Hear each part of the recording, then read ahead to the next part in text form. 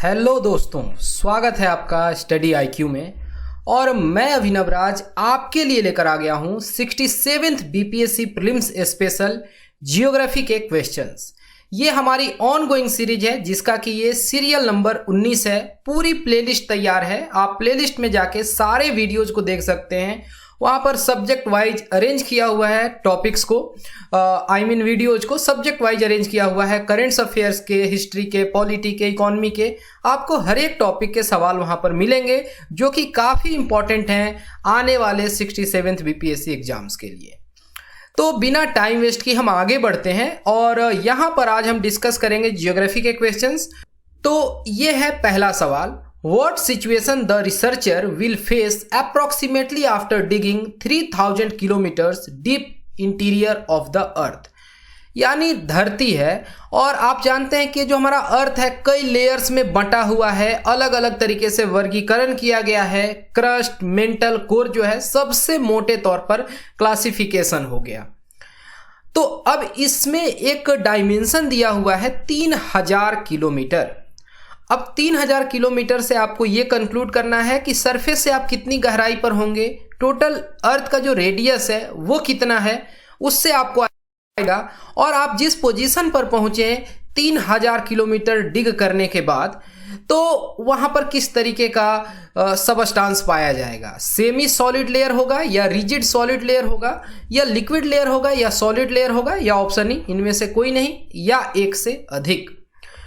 वैसे तो जब हम धरती के नीचे जाएंगे तो इतनी ज़्यादा गर्मी है कि ह्यूमंस के लिए अभी प्रैक्टिकली पॉसिबल नहीं है डीप इनसाइड जाना। और अर्थ के इंटीरियर के बारे में हम जनरली अर्थक्वेक और वोल्केनिक इरप्शन से ही पता लगाते हैं। बट फिर भी एक बार को मान लिया जाए, सीधा कहने का मतलब समझ लीजिए कि यहाँ से 3000 किलोमीटर नीचे किस तरीके का लेयर है। सेमी सॉलिड यानी अर्ध ठोस, या फिर रिजिड सॉलिड यानी कठोर ठोस, या लिक्विड लेयर है बिल्कुल तरल है, या फिर ठोस है। सोचना है और इसके आधार पर आपको सही जवाब देना है। इसका सही जवाब होगा ऑप्शन नंबर सी, यानी कि तरल परत, लिक्विड लेयर होगा। चलते हैं एक्सप्लेनेशन पार्ट पे और इस डायग्राम को देखिए।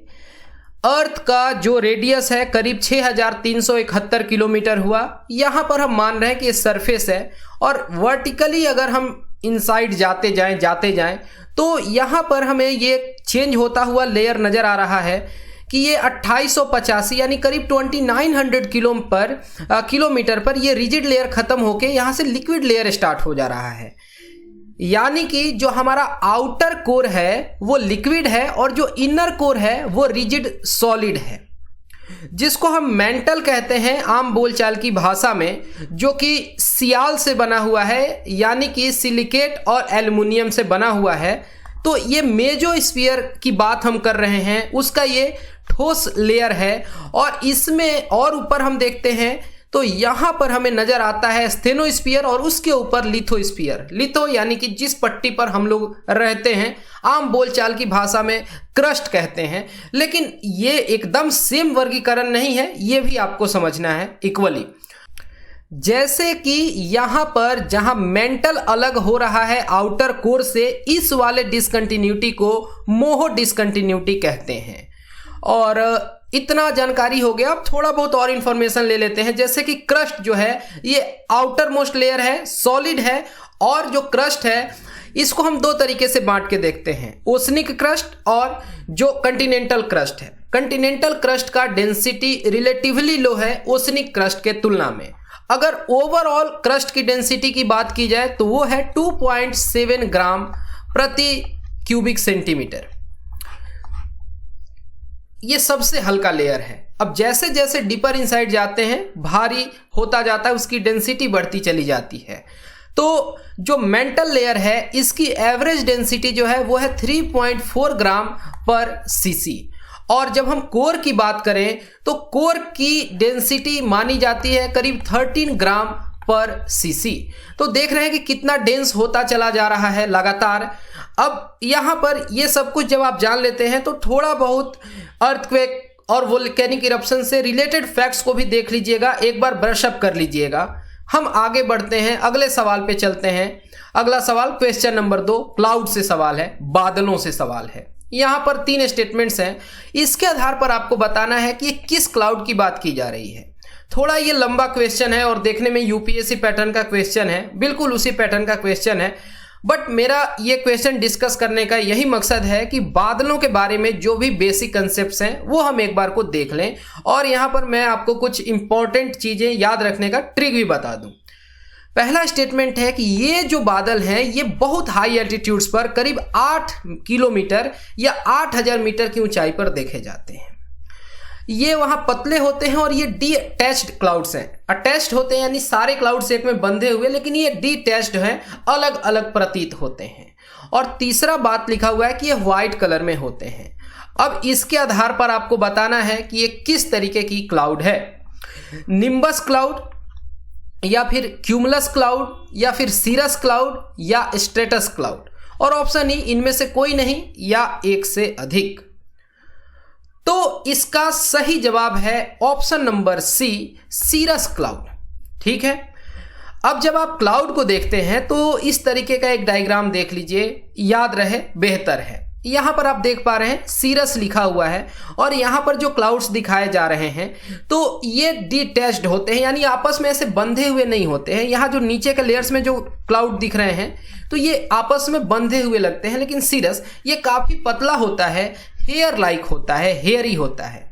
याद ऐसे भी रख सकते हैं कि हमारा पूरा शरीर, इसमें सबसे ऊपर सिर होता है और सिर में बाल होते हैं, तो हेयर लाइक क्लाउड जो होते हैं सीरस कहलाते हैं। सिर से याद रखिए टॉप मोस्ट लेयर में। अब यहाँ पर कई तरीके के अलग अलग परमुटेशन कॉम्बिनेशंस हैं जिसके आधार पर इनके नाम होते हैं, जैसे कि सीरो स्ट्रेटस, सीरो क्यूमुलस। अब एक तरीके से आप याद कर लीजिए कि अगर लेयर में हो, स्ट्राटा में अगर कोई चीज ऐसे ऑर्गेनाइज हो इस तरीके से, उसको स्ट्रेटस कहेंगे। सबसे ऊपर के लेयर में है तो सीरो स्ट्रेटस हो गया। और मिडिल क्लास लोगों के लिए एक पहले से मशहूर गाड़ी हुआ करती थी अल्टो, तो मिडिल लेयर के लिए आप अल्टो याद कर लीजिए। अब अल्टो में अगर स्ट्राटा बना हुआ है तो अल्टो स्ट्रेटस कहला जाएगा। और इसी में ये लगे कि एक पर एक इस तरीके से एक्युमुलेशंस हैं, जैसे कि कंबल होता है, तो ये क्यूमुलस हो जाएगा। बस थोड़ा बहुत इंफॉर्मेशन याद रखने के लिए। लो लेयर में स्ट्रेटस हो गया, स्ट्रेटोक्यूमुलस और निम्बस। देखिए निम्बस जहां है ना, ये निम्बस आप नाम याद रखेंगे, जैसे नींबू को निचोड़ते हैं तो रस निकलता है, वैसे ये निम्बस क्लाउड्स जो हैं ये रेन बियरिंग क्लाउड्स होते हैं। इनमें प्रेसिपिटेशन होता है, आप देख पा रहे हैं डायग्राम में भी। और उसी का ये एक स्पेशल है क्यूमुलोनिम्बस, यानी कि यहां पर एक्युमुलेटेड क्लाउड्स होते हैं और काफी इनमें रेन की पोटेंशियल्स होती है, ये क्यूमुलोनिम्बस कहलाते हैं। और इनका जो टॉप होता है वो एनविल टॉप होता है, नी हाई। तो इस तरीके से आपको बिल्कुल कंफ्यूज नहीं होना है। और निम्बस क्लाउड्स जब होंगे ना तो उनके कलर डार्क होते हैं या फिर ग्रे कलर के होते हैं। सवाल में यहां पर कंफ्यूज नहीं होना था, क्योंकि अगर व्हाइट लिखा है तो निम्बस क्लाउड्स जो होंगे वो कभी भी डार्क कलर के होंगे। क्यों? क्योंकि उनमें मॉइस्चर का कंटेंट बहुत अधिक होता है और ऊपर से जब उसकी फोटोग्राफ ली जाती है तो डार्क कलर का होता है। अगर किसी क्लाउड में जितना ज़्यादा वाटर का मतलब होल्डिंग रहेगा उतना डार्क दिखता है, तो इस वजह से। और इन चीज़ों में आपको कंसेप्चुअल क्लैरिटी होना चाहिए। एक बार अगर आप इसे क्लियर कर लेते हैं तो फिर कभी आप कंफ्यूज नहीं होंगे और इतनी फैक्ट से आप कोई भी जवाब दे देंगे। जब यहाँ पर बादलों की बात हो रही है तो यहाँ पर क्लाउड सीडिंग भी थोड़ा देख लेते हैं और आर्टिफिशियल रेन देख ले। तो जैसा कि आप यहाँ देख पा रहे हैं ये किस तरीके से क्लाउड सीडिंग की जाती है। कहीं भी अगर प्रेसिपिटेशन होना है तो वहां पर न्यूक्लियाई होना चाहिए जिसके चारों तरफ इस तरीके से वाटर ड्रॉपलेट बन सके। जहां पर न्यूक्लियस की कमी होती है अब वहां पर आर्टिफिशियली स्प्रे कर दिए जाते हैं, या तो जेट्स की मदद से, जहाजों के मदद से, या यहीं पर धरती पर इस तरीके का इंस्टॉलेशन कर दिया जाता है काफी प्रेशराइज्ड, और उससे सिल्वर आयोडाइड जो है वो रिलीज किया जाता है ग्राउंड बेस्ड जनरेटर से भी या फिर प्लेन के मदद से। अब ये न्यूक्लियस का काम करता है जिसके अलॉन्ग कंडेंसेशन होता है और इसके बाद बारिश हो जाती है। तो यहाँ पर सिल्वर आयोडाइड आपको याद रखना है, इसको क्लाउड सीडिंग में यूज करते हैं, आर्टिफिशियल रेन में यूज करते हैं। और कर्नाटका के जो फार्मर्स हैं वो क्लाउड सीडिंग टेक्निक को गवर्नमेंट रेन कहते हैं, क्योंकि सरकार के प्रयास से जो बारिश होती है उसको नेचुरल नहीं कहते हैं, वो कहते हैं कि ये गवर्नमेंट रेन है। ओके, इसके बारे में आप थोड़ा सर्च करेंगे, अच्छा लगेगा इंफॉर्मेशन गैदर करके। अगले सवाल पर आ जाते हैं, क्वेश्चन नंबर 3। ये यहां पर बायोम से सवाल हो गया। ग्रासलैंड सवाना टाइप ग्रासलैंड जो है ये किस कंटिनेंट में नहीं पाया जाता है, ये बताना है। सवाना ग्रासलैंड के लिए जाना जाता है, वहां पर बहुत ज्यादा पेड़ नहीं पाए जाते हैं और उसको कहा जाता है कि ये बहुत अच्छे वर्क के ग्राउंड्स हैं। यहां पर अलग अलग तरीके के हर्बीवोर्स और कार्निवोर्स जीव जंतु पाए जाते हैं। और जो भी क्लाइमेटोलॉजिस्ट हैं जिन्होंने क्लासिफिकेशन किए हैं क्लाइमेट के, उन्होंने सवाना टाइप ऑफ क्लाइमेट को एक विशेष तवज्जो दिया है। अब आपको बताना है कि ये किस कंटिनेंट में नहीं पाए जाते हैं, north America, south America, Asia या ऑस्ट्रेलिया, या ऑप्शन ई इनमें से कोई नहीं या एक से अधिक। तो इसका सही जवाब है नॉर्थ अमेरिका, यानी कि सवाना टाइप का जो क्लाइमेट है ये नॉर्थ अमेरिका में नहीं पाया जाता है। इस मैप को देखिए, इस मैप से आपको आइडिया लगेगा कि सवाना टाइप ऑफ क्लाइमेट कहां कहां पाया जा रहा है। तो ये दक्षिण अमेरिका में, अफ्रीका में तो ऑब्वियसली, यहां पर एशिया में, इंडियन सब कॉन्टिनेंट में और ऑस्ट्रेलिया के नॉर्दर्न हिस्से में पाया जाता है। अगर दक्षिण अमेरिका की बात करें तो ये 2 अलग अलग ब्लॉक्स में आपको नजर आ रहा है। तो जो रीजन है जो कि ब्राजीलियन हाईलैंड्स पर पाया जा रहा है, और नहीं तो ये वेनेजुएला में पाया जा रहा है। अफ्रीका में ये पूरा रीजन आप देख रहे हैं। इंडिया में आप समझ गए इंडियन सवाना है, थोड़ा उसी का मॉडिफाइड फॉर्म, और ऑस्ट्रेलिया में।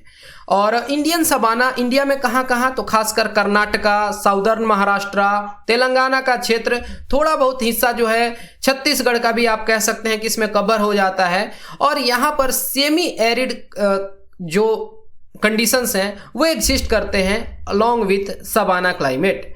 अब सवाना टाइप ऑफ क्लाइमेट को एक और नाम से जानते हैं, सूडान टाइप ऑफ क्लाइमेट, क्योंकि ये सूडान के क्षेत्र में पाया जाता है इस तरीके का क्लाइमेट। तो ये ट्रांजिशन है, अगर हम बात करें इक्वेटोरियल क्लाइमेटिक कंडीशन से हॉट डेजर्ट की तरफ। अब यहां आप देखिए, यहां पर इक्वेटर अगर गुजर रहा है तो ये तो पूरा इक्वेटोरियल कंडीशन है और ये पूरा डेजर्ट कंडीशन है। तो इन दोनों के बीच का जो ट्रांजिशन है ना, वो सवाना टाइप ऑफ क्लाइमेट है या सूडान टाइप ऑफ क्लाइमेट। और ये ट्रॉपिक ऑफ कैंसर और ट्रॉपिक ऑफ कैप्रिकॉर्न के बीच में कन्फाइंड है। तो यहां पर ट्रॉपिक ऑफ कैप्रिकॉर्न के ये ऊपर का जो हिस्सा है, ट्रॉपिक ऑफ कैंसर के ऊपर का हिस्सा है, तो यहां नहीं पाया जाता है ऑब्वियसली, ये आप समझ गए।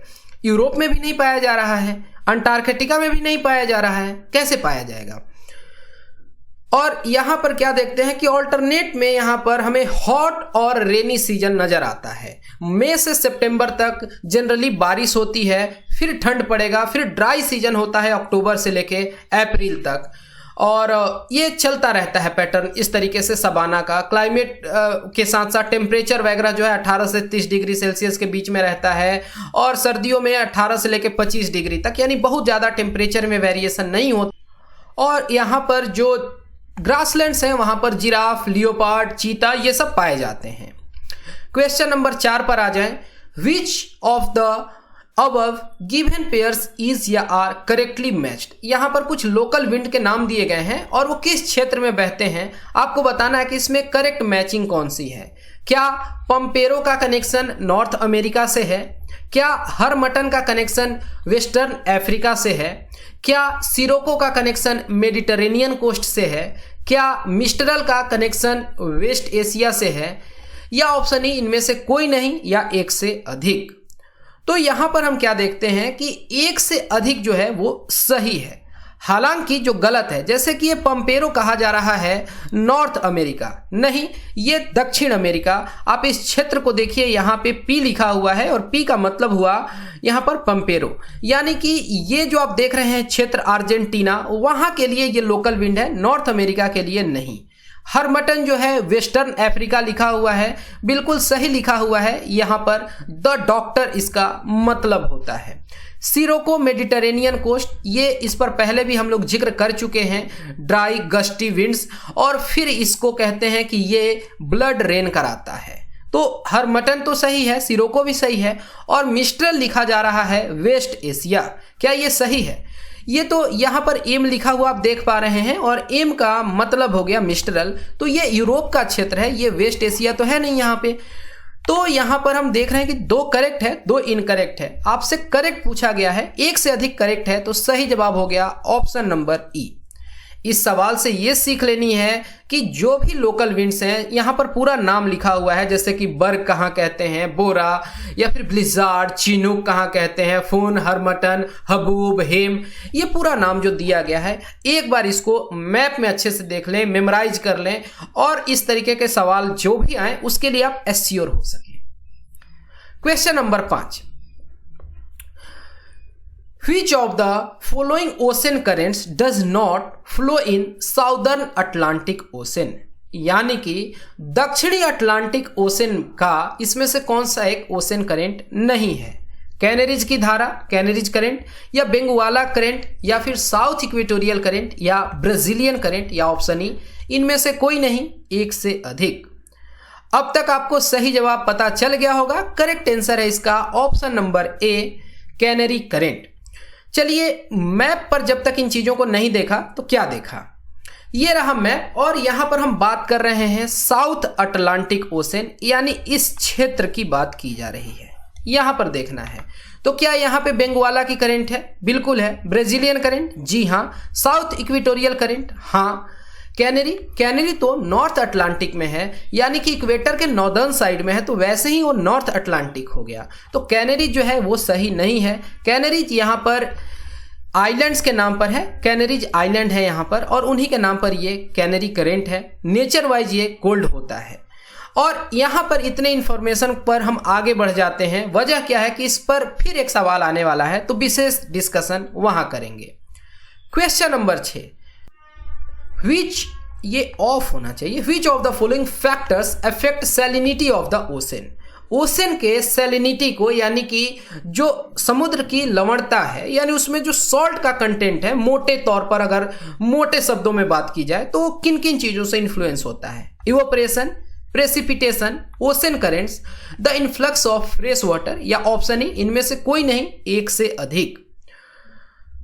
तो यहां जो भी ऑप्शंस दिए गए हैं वो बिल्कुल करेक्ट हैं। वो या तो पॉजिटिव वे में या निगेटिव वे में ओशन के सैलिनिटी को इन्फ्लुएंस करते हैं। जैसे कि इवोपरेशन क्या करता है? सैलिनिटी को बढ़ाता है। कैसे? मान लेते हैं कि ये एक कंटेनर है, इसमें 1 लीटर पानी है और 20 ग्राम इसमें नमक है।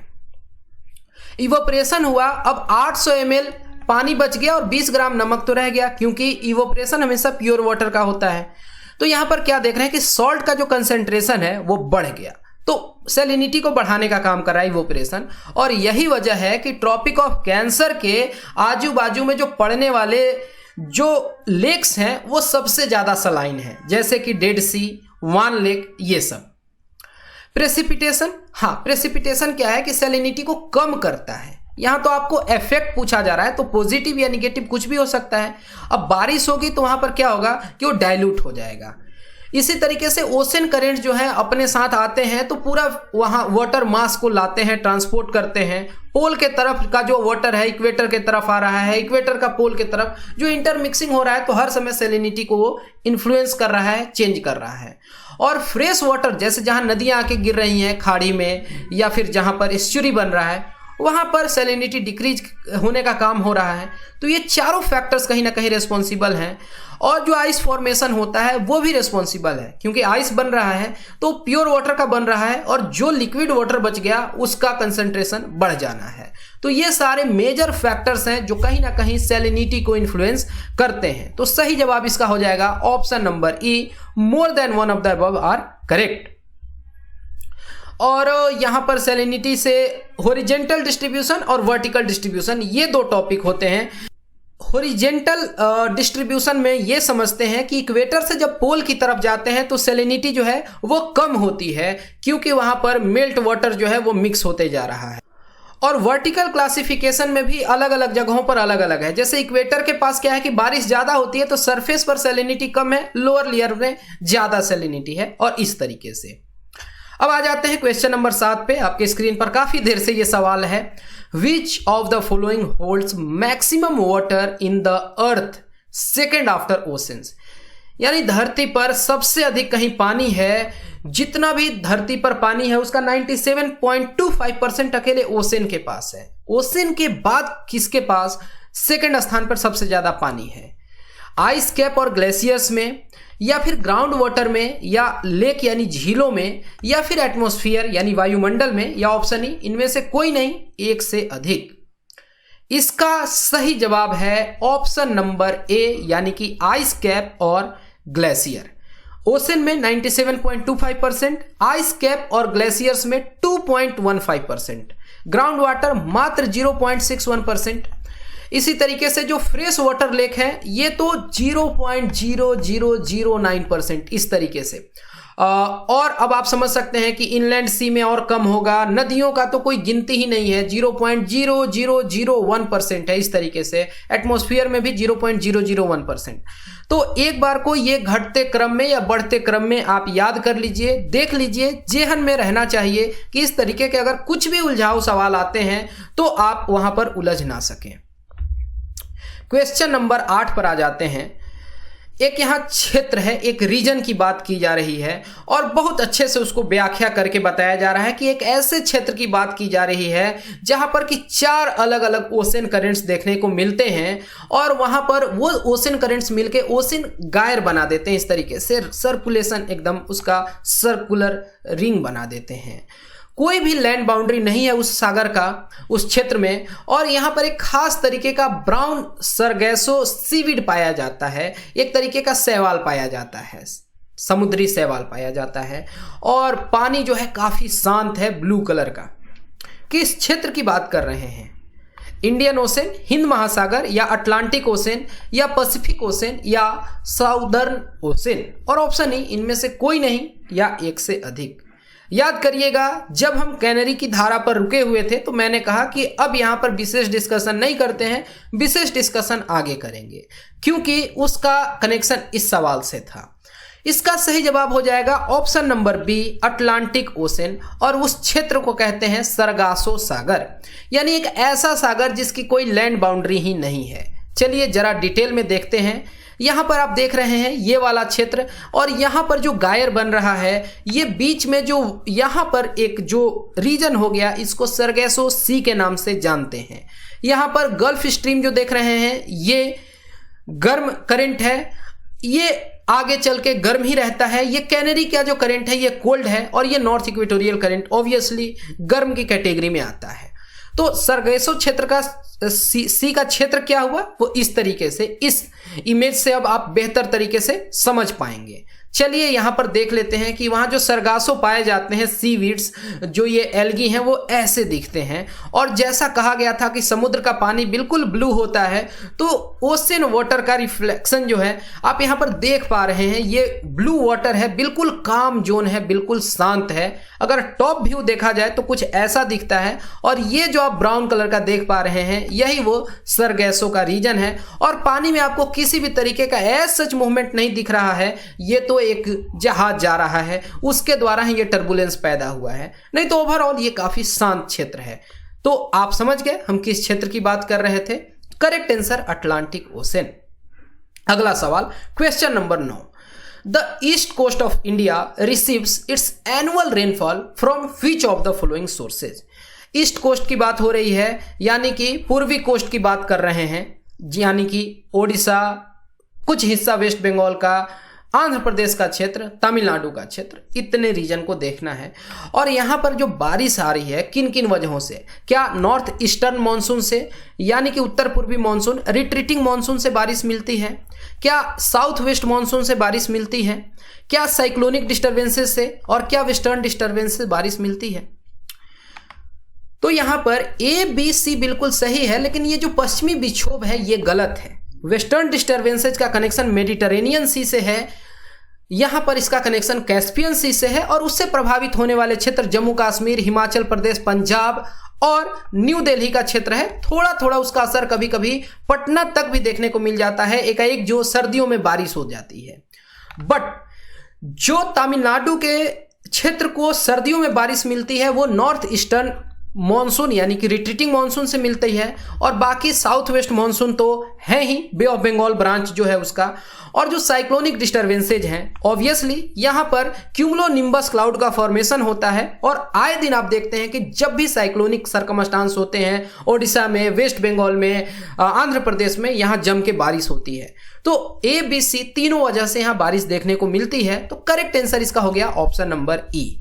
और ये एनसीईआरटी का डायग्राम है, ये बताता है कि साउथ वेस्ट जो मानसून है उसका जो बे ऑफ बंगाल ब्रांच है उससे इस रीजन को मानसून का बारिश जो है मिलता है, रिसीव होता है। क्वेश्चन नंबर 10, थोड़ा अपना स्पीड बढ़ा लेते हैं। Which of the following pairs of combinations are correct? यहां पर कौन कौन से पेयरिंग सही हैं? मतलब बेसिकली आपको डायरेक्शन बताना है साइक्लोन और एंटी साइक्लोन का। क्या साइक्लोन रोटेट होता है एंटी क्लॉकवाइज डायरेक्शन में नॉर्दर्न हेमिस्फीयर में? क्या साइक्लोन रोटेट होता है क्लॉकवाइज डायरेक्शन में साउदर्न हेमिस्फीयर में? क्या एंटी साइक्लोन रोटेट होता है क्लॉकवाइज डायरेक्शन में नॉर्दर्न हेमिस्फीयर में? और क्या एंटी साइक्लोन रोटेट होता है एंटी क्लॉकवाइज डायरेक्शन में साउदर्न हेमिस्फीयर में? दिए गए चारों के चारों स्टेटमेंट्स को आप बहुत ध्यान से देखें, सोचें, तो आप पाएंगे कि सारे के सारे बिल्कुल सही हैं। तो करेक्ट आंसर इसका हो जाएगा ऑप्शन नंबर ई। यहां पर आज के सेट में बहुत सारे सवालों का जवाब ऑप्शन ई है, लेकिन हाँ कंसेप्ट बेस्ड क्वेश्चंस हैं तो ऑप्शन ई बनता है। चलिए, इसको याद रखने का मैं आपको एक सरल तरीका बताता हूं जो कि आप कभी नहीं भूलेंगे। आप क्या करिएगा कि 4 क्वाड्रेंट ऐसे बना दीजिएगा, और इस वाले क्वाड्रेंट में आप सी सी लिख दीजिएगा। अब इससे उल्टा लिखते हैं, यहां पर ए लिखे, यहां पर सी ए लिखे, और यहां पर ए सी लिखे। अब आप समझ जाइएगा, आप कहेंगे कि ये तो और कठिन है। नहीं, सी मतलब हो गया साइक्लोन, और सी का मतलब हो गया क्लॉकवाइज। ये 0 डिग्री यानी कि इक्वेटर है। इक्वेटर के नीचे यानी साउदर्न हेमिस्फीयर में साइक्लोन क्लॉकवाइज होगा और एंटी साइक्लोन एंटी क्लॉकवाइज। ये देखिए, ये सही हो गया और ये भी सही हो गया दोनों। अब इसी तरीके से 0 डिग्री के ऊपर यानी नॉर्दर्न हेमिस्फीयर में जब साइक्लोन होगा तो वो एंटी क्लॉकवाइज होगा, और एंटी साइक्लोन जो होगा वो क्लॉकवाइज होगा। ये एक बार में आप याद रख लेना। ऐसे 4 क्वाड्रेंट बांट के सीसी लिख दीजिएगा, पूरा फंडा क्लियर हो गया। ये आप भूल के दिखा दीजिए मुझे।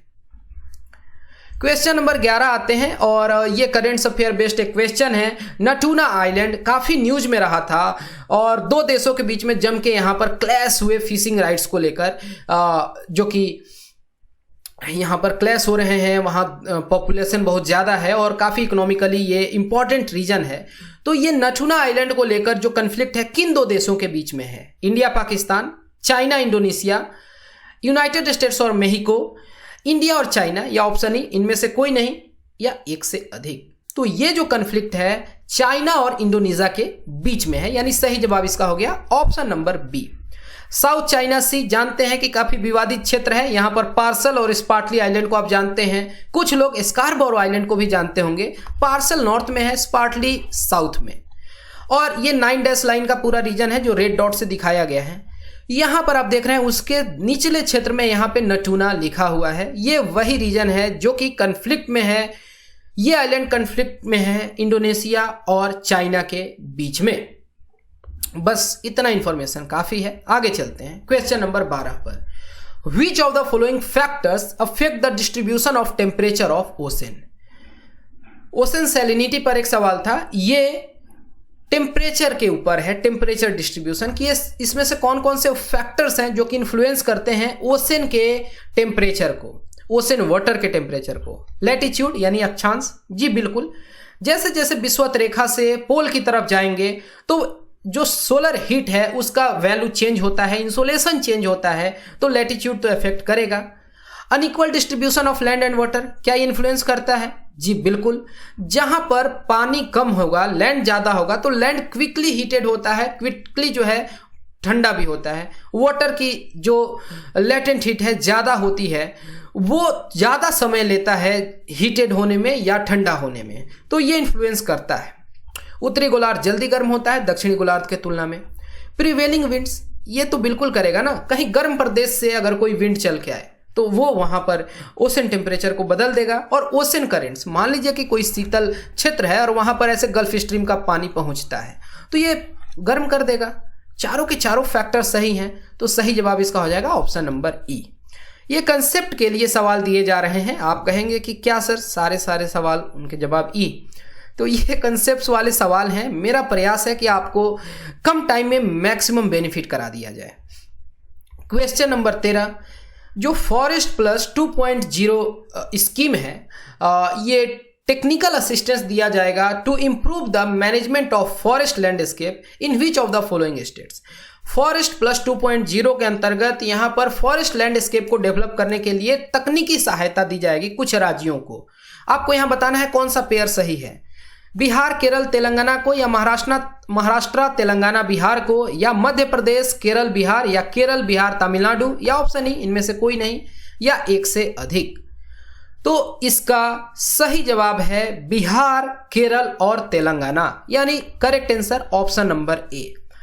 अब जब बिहार है, बीपीएससी के लिए पढ़ रहे हैं, तो बिहार का वो कौन सा क्षेत्र, गया। आपको याद आ रहा है बिहार के गया में नगर वन बनाया जा रहा है, डेवलप किया गया।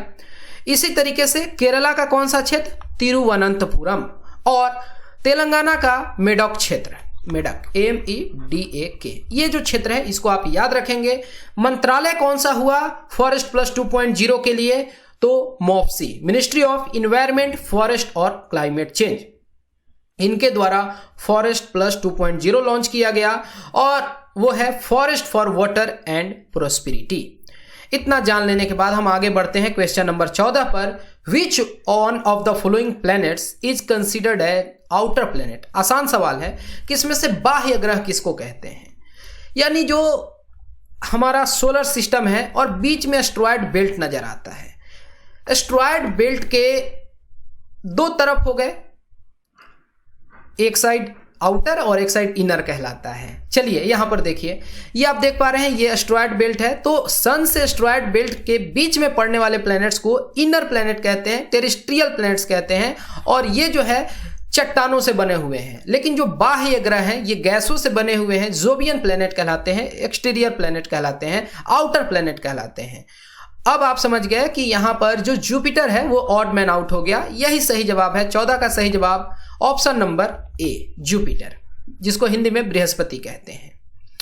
जुपिटर का सबसे बड़े मून का नाम क्या है, सबसे बड़े नेचुरल सैटेलाइट का नाम क्या है, आपसे मैं जवाब चाहूंगा कमेंट सेक्शन में। क्वेश्चन नंबर 15, ये किसी खास जगह की बात की जा रही है कि एक जगह है जहां का लोकल टाइम ग्रीनविच से 6.5 घंटे आगे है, GMT से, यानी लंदन का जो लोकल टाइम है उससे इस जगह का लोकल टाइम 6.5 घंटा आगे है। जो सन है यहां पर 12 बजे दोपहर में ओवरहेड आता है मई के महीने में। तो ये कौन सा प्लेस होना चाहिए, किस कंटिनेंट में पड़ेगा। देखिए सोचिए अच्छे से, थोड़ा टफ सवाल है, लेकिन ये जब कहा जा रहा है कि ये प्लेस जो है GMT से 6.5 घंटे आगे है, अहेड है, प्लस है, यानी कि ये ईस्टर्न हेमीस्फीयर होगा, इसमें कोई शक नहीं है। दूसरा ये बात कहा गया कि मई के महीने में सूरज जो है सिर पर 12 बजे आ रहा है, यानी नॉर्दर्न हेमिस्फीयर में मई के महीने में सूरज दिखता है। नहीं तो अगर ये ऑस्ट्रेलिया का साइड रहता तो ऑस्ट्रेलिया में गर्मी कब पड़ती है, जब नवंबर अक्टूबर का टाइम आए, दिसंबर का टाइम आए। तो वैसे आप समझ गए कि वो कंटिनेंट होना चाहिए जो कि नॉर्दर्न हेमिस्फीयर में हो और ईस्टर्न हेमिस्फीयर में हो और ग्रीनविच से अच्छे खासे पूरब में पड़ता हो, यानी हम बात कर रहे हैं एशिया की। 15 का सही जवाब है ऑप्शन नंबर सी। चलिए इसको देखिए, यहाँ आप समझ रहे हैं कि ये वाला जो क्षेत्र है ये GMT का क्षेत्र है, और यहाँ पर हम देख रहे हैं कि GMT से ईस्ट के तरफ बढ़ रहे हैं। तो यहाँ बताया जा रहा है कि ये 6.5 घंटा आगे है, यानी कि ये चाइना का क्षेत्र या फिर म्यांमार का जो क्षेत्र है, ये जो पूरा क्षेत्र है ये कहाँ पड़ रहा है, पड़ रहा है ये नॉर्दर्न हेमिस्फीयर में, एशिया में, ईस्टर्न हेमिस्फीयर में।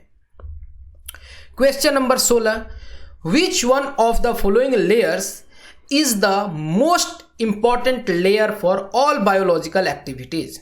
एटमॉस्फेयर के लेयर की बात की जा रही है। ट्रोपो यानी कि क्षोभ मंडल, आयन मंडल, मेजोस्फीयर, स्ट्रेटोस्फीयर, या इनमें से कोई नहीं, या एक से अधिक। बेहद आसान सवाल। सारे तरीके के जो भी भौगोलिक घटनाएं हो रही हैं वो ट्रोपोस्फीयर में ही होती हैं, और ये सबसे इंपॉर्टेंट है। हिंदी में इसको क्षोभ मंडल कहते हैं, और इसकी जो हाइट है वो समर में और विंटर में चेंज होते रहती है due to expansion of air. Average मान के चलें तो 13 किलोमीटर इसकी इक्वेटर पर हाइट होती है। क्वेश्चन नंबर 17, 3-4 पौधों के नाम हैं, महोगनी, इबोनी और रबर। ये स्पीसीज जो हैं पौधों के, प्लांट्स के, ट्रीज के, ये किस तरीके के वन में पाए जाते हैं? Tropical rain forest, moist deciduous forest, dry deciduous forest, thorn forest या ऑप्शन ई, इनमें से कोई नहीं, एक से अधिक।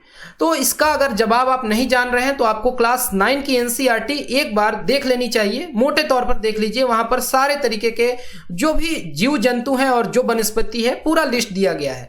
ऐसे पेड़ जैसे कि महोगनी, बोनी, रेडवुड, रोजवुड, ग्रीन हार्ट, ये सब इक्वेटोरियल रीजन में पाए जाते हैं, ट्रॉपिकल रेन फॉरेस्ट में, यानी कि उष्णकटिबंधीय वर्षा वन। तो सही जवाब हो गया 17 का ऑप्शन नंबर ए। और ट्रॉपिकल रेन फॉरेस्ट में ये काफ़ी कमर्शियली एक्सप्लॉइट किए जा रहे हैं। जो मॉइस्ट डिसाइडुअस फॉरेस्ट है वहाँ पर टीक वगैरह बहुत इंपॉर्टेंट है, वहाँ पे बैम्बू पाया जाता है, साल, शीशम, सागौन और सैंडलवुड यानी जिसे चंदन कहते हैं, खैर, कुसुम, ये सब। ड्राई में देखते हैं तो टीक, साल, पीपल, नीम, बरगद, ये सब मिलते हैं। और थोर्न में तो कैक्टस हो गया या फिर जो बबूल, अकासिया हो गया, पाम, खजूर, ये सब पाए जाते हैं। तो एक वर्गीकरण दिमाग में रखिए और इस तरीके के कोई भी सवाल आएंगे तो एकदम एक बार में clear. Question number 18, with reference to environment which one of the following is not a mega diverse country. Mega diverse country का मतलब हो गया कि वहां पर बहुत तरीके की विविधता हो और यहां पर डाइवर्सिटी हो, यहां पर कई तरीके के इंडिजिनस स्पीसीज पाए जाते हों जो कि वहीं पाए जाते हों, वहां के इंडेमिक हों, ऐसे क्षेत्र को कहेंगे। और एक हैक मैं बताता हूं कि इक्वेटर से आप जितना पोल की तरफ बढ़ते जाएंगे डाइवर्सिटी जो है वो खत्म होती जाती है, कम होती जाती है। जितना जहां बारिश हो, प्रेसिपिटेशन हो, वहां उतना ज्यादा डाइवर्सिटी होती है। ऑप्शंस यहां पर हैं, Mexico, United states, Russia, south Africa और ऑप्शन ई, इनमें से कोई नहीं या एक से अधिक। तो इसके लिए एक बार आपको मैप देख लेना चाहिए। ये जो मैप है इससे आप समझ रहे हैं कि ये जो रशिया का क्षेत्र है ये मेगा डाइवर्सिटी वाला क्षेत्र नहीं है, वही सही जवाब हो जाएगा। 18 का सही जवाब ऑप्शन नंबर सी। अब यहां पर अगर आपके मन में ख्याल आता है कि मेगा डाइवर्सिटी वाले जो क्षेत्र हैं कौन कौन से कंट्रीज हैं, तो लंबी चौड़ी लिस्ट है। यहाँ 17 मेगा डाइवर्सिटी कंट्री हैं। ऑस्ट्रेलिया है, ब्राजील है, ये देख लीजिए, ये ऑस्ट्रेलिया हो गया, यहाँ पे ब्राजील देख रहे हैं आप, यहाँ पे ये चाइना है, इंडिया है यहाँ पर, और भी सारे कंट्रीज हैं, मलेशिया, ये मडागास्कर का बड़ा यूनिक सा पोजीशन है, ये इंडोनेशिया का क्षेत्र हो गया। ये अब ये अलास्का, इसको मत समझिएगा कि ये भी मेगा डाइवर्सिटी में है, चूंकि ये यूएसए का हिस्सा है और यूएसए मेगा डाइवर्सिटी में आता है तो इसलिए ये कलर किया गया है। उतने ठंडे प्रदेश में कुछ भी डाइवर्सिटी एज सच नहीं है जिसको कि मेगा डाइवर्सिटी कंसीडर किया जाए। क्वेश्चन नंबर 19, ये 3 नाम है यहाँ पे, आश, आम, बोरो। आस, आम, बोरो, ये क्या है? क्या ये एलुवियल सॉइल के प्रकार हैं भारत में, या शिफ्टिंग कल्टीवेशन जो प्रैक्टिस की जाती है नॉर्थ ईस्टर्न इंडिया में वो है, या वाटर हार्वेस्टिंग टेक्निक है जैसे अहर, पाइन वगैरह होता है, या राइस की वैरायटी है जो बंगाल के क्षेत्र में उपजाई जाती है, या ऑप्शन ई, इनमें से कोई नहीं, एक से अधिक। तो देखिए, जो धान की खेती होती है वो खरीफ की खेती है, पैडी। लेकिन कुछ ऐसे जगह हैं जहां पर कि ऑल्टरनेट टाइम में साल में 3 बार धान की खेती की जाती है अलग अलग टाइम पर, और उसमें से एक इंपॉर्टेंट क्षेत्र है वेस्ट बंगाल। यहां पर 3 बार अलग अलग टाइम पे धान की खेती की जाती है, पैडी कल्टीवेट किया जाता है, और इन्हीं को अलग अलग सीजन में आश, आम और बोरो नाम से जानते हैं। तो 19 का सही जवाब ऑप्शन नंबर डी, पश्चिम बंगाल में उगाई जाने वाली चावल की किस्में हैं ये। ठीक। और आज का आखिरी सवाल, question number 20, demographic transition theory क्या डिस्क्राइब करता है, आपको बताना है। यानी जनसांख्यिकी संक्रमण सिद्धांत से हम क्या समझते हैं? आर्थिक विकास किसी सोसाइटी का, रूरल से अर्बन, या फिर sex ratio as a country जब प्रोग्रेस करता है अंडर डेवलप्ड से डेवलप्ड, या बर्थ रेट और डेथ रेट किसी सोसाइटी का, या इनकम इनइक्वालिटी को, या ऑप्शन ई, इनमें से कोई नहीं या एक से अधिक।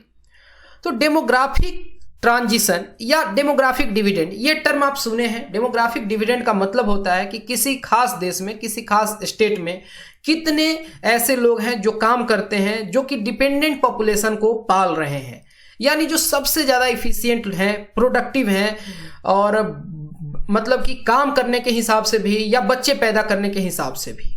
यानी 18 से लेकर 60 के बीच का एज ग्रुप जो है वो सबसे एक्टिव माना जाता है।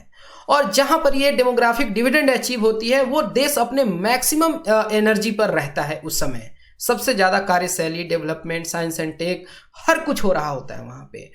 और किसी भी देश में ये अलग अलग टाइम पर अचीव होना है। जो कहीं भी इनिशियल स्टेज होता है वहां पर क्या देखते हैं कि हाई डेथ रेट और हाई बर्थ रेट होते हैं।